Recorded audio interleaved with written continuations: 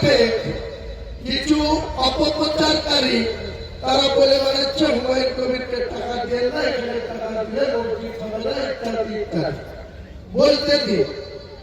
আপনারা আজকে নোট করে নিয়ে যান ডেট তারিখ।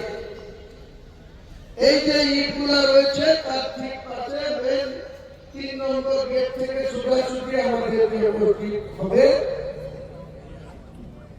এই মসজিদের কাজ আনুষ্ঠানিকভাবে শুরু হবে 11ই ফেব্রুয়ারি বুধবার। 11ই ফেব্রুয়ারি বুধবার শুরু হবে।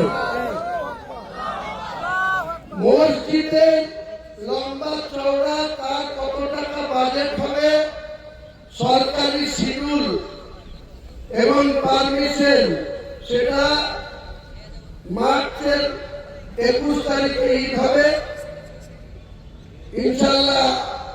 এখানেও ঈদের ময়দানে নামাজের ডাক দেওয়া হবে। একদা অঞ্চলের মানুষকে নিয়ে ঈদের নামাজ এখানেও হবে। তার সারা জুম্মার তো নামাজ চলবে, যতদিন মসজিদের কাজ চলবে আমাদের জুম্মার নামাজ চলতে থাকবে। আনুষ্ঠানিকভাবে মসজিদ যতদিন প্রতিষ্ঠা না হয়।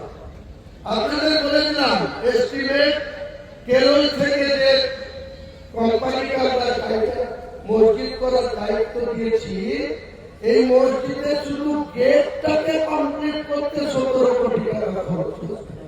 তাহলে আপনারা বুঝুন সেই গেটের পরে মসজিদের টোটাল স্ট্রাকচার। মসজিদের হাইট হবে মিনারের 22 মিটার, গেটের হাইট হবে 14 মিটার, আর মেন মসজিদের হাইট হবে মেন গেটের 22 মিটার, তার মানে 66 ফুট। তার আগে পাশে যে সমস্ত গম্বুজ থাকবে, মিনার থাকবে, টোটাল ডিজাইন আপনারা দেখলে অবাক হয়ে যাবেন। গেটের ডিজাইনটা দেখলে আপনাদের মন ভরে যাবে ইনশাল্লাহ। ভারতবর্ষের পুরো মাটিতে এই ধরনের স্ট্রাকচার ইতিমধ্যে নাই। আগামী দিনে যেটা এখানে প্রতিষ্ঠিত হতে যাচ্ছে।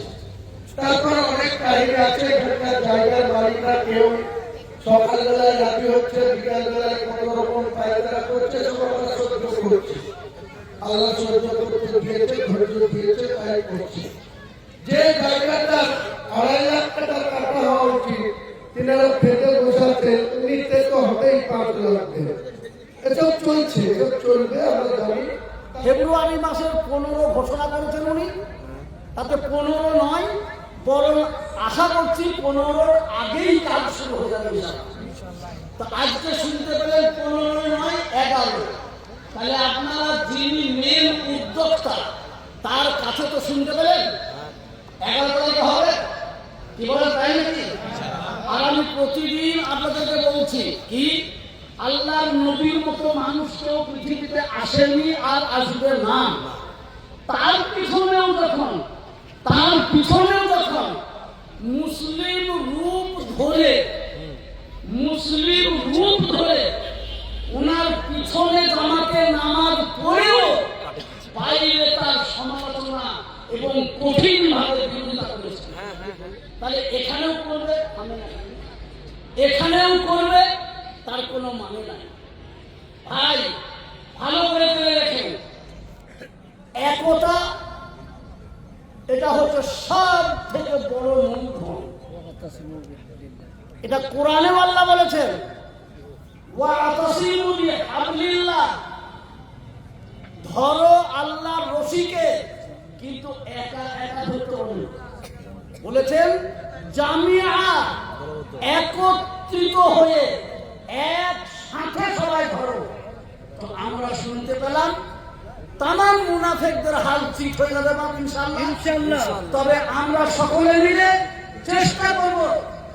আজকে এইখানে আপনারা কথা দিয়ে যান যে ইনশাআল্লাহ যতদিন বেঁচে থাকবো এই বাবরি মসজিদের বিপক্ষে যাব না, জনমভর এর সপক্ষেই থাকবো। ধরে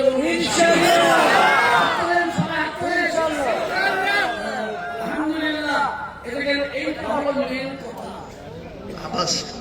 এইবার কথা বলেন। এই যে এদিকে কথা শুরু করলেন লাভ তো الله